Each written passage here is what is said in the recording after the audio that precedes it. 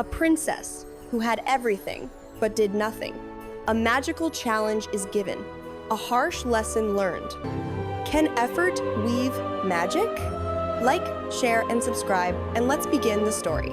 Hello, dear children. Have you ever wished you never had to do any chores? Well, let me tell you about Princess Aurelia. Princess Aurelia lived in a magnificent castle filled with silks and jewels.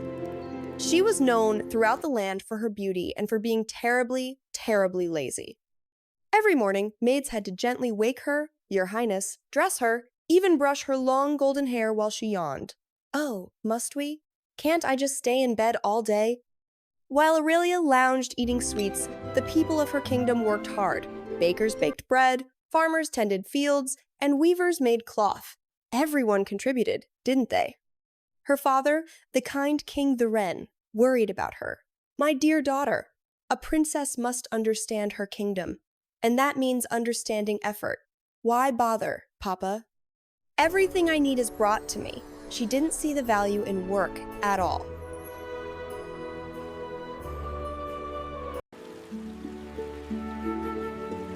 One afternoon, as Aurelia napped in the royal gardens, a little old woman appeared. She had twinkling eyes and carried a simple wooden spinning wheel. Your Highness, forgive my intrusion. I wish to show you something magical. Aurelia barely opened an eye. The old woman began to spin, but instead of normal thread, the wheel spun shimmering golden thread that glowed within a light. Ooh, pretty.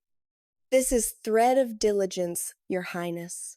It weaves only for those who put in effort. I challenge you. Spin one full bobbin of this thread by tomorrow's sunset. Spinning? That sounds like hard work. Why would I do that?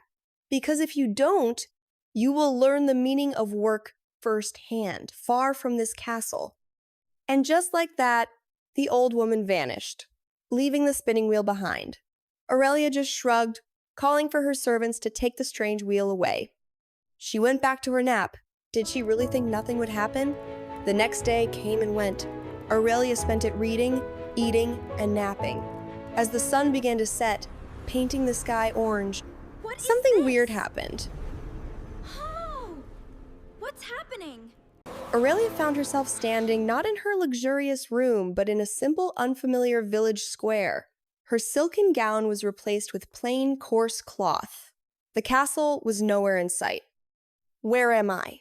Servants, guards, take me back at once. But no one came. The villagers just stared at the strangely demanding girl. She felt for her jeweled necklace gone, her pockets empty. She had nothing. How would she even eat? The smell of fresh bread led her to a baker's shop. Baker, give me one of those loaves, I command you.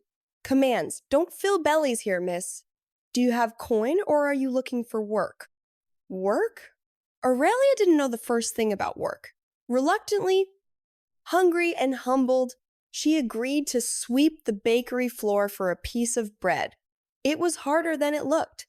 She awkwardly pushed the broom, getting dust everywhere. The baker sighed, but patiently showed her how. Like this, dearie. You hold it steady, and then you sweep. It was her first real effort. Finally, the floor was clean. The baker gave her a warm crust of bread. It was the plainest food she'd ever eaten, but having worked for it, it tasted surprisingly good. An old washerwoman named Alara saw Aurelia looking lost and took pity on her. Come now, child. You are welcome to stay in my humble cottage. It's just down the lane. In exchange for help with the laundry. It's quite a bit of work, but we'll manage together. Washing clothes by the river, it was back-breaking. Her hands got sore. Her muscles ached. This is impossible. There now, child. You look like you could use a warm meal and a dry frock. Alara just smiled kindly. Now add just a pinch of the dried thyme, my dear. Like this? Yes, perfect. Soon you'll be making this for your own family. Days turned into weeks. Aurelia learned to scrub, rinse, mend clothes, fetch waddle, and help cook simple meals. She discovered a strange feeling. Satisfaction seeing clean laundry drying in the sun, tasting soup she helped make. Oh, so it felt good in a way being served? Never did. One day, news came that the village's only water source, was drying up. She was still clumsy, but she was trying. Looking at the wilting village flowers, Aurelia suddenly remembered the old woman. She frantically searched the woods near the village, and there, leaning against an old tree, was the dusty spinning wheel the old woman had left. She sat down, remembering the baker's patience, Ara's wisdom. She tried to spin. It was awkward. Her fingers fumbled. No golden thread appeared.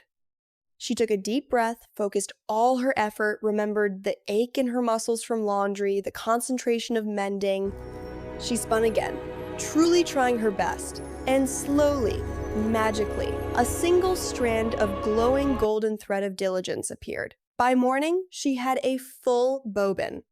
It shimmered with the light of her hard work. Filled with hope, Aurelia spun through the night. It was tiring. Her fingers grew sore, but she didn't stop. She thought of the thirsty villagers. The bobbin slowly filled with golden thread.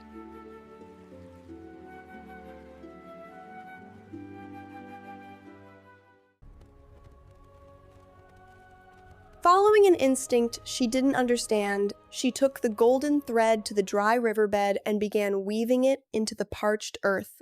As she wove the patter of flowing water, the golden thread glowed brighter and brighter. And then a trickle of water appeared. It grew stronger, following the thread until the river flowed once more. Amazing. The villagers cheered, rushing to the river, thanking the strange, hard-working girl who had saved them. They didn't know she was a princess. Suddenly, the little old woman appeared beside Aurelia, smiling warmly. "Thank you for the lesson. I understand now. True royalty isn't about being served, but about serving others through effort and kindness." The king, who had been searching desperately, arrived overjoyed to find his changed daughter, Aurelia. Princess Aurelia became beloved not just for her beauty, but for her newfound diligence and kind heart. And isn't that a much better way to live? See you next time. Like, share, and subscribe for more tales.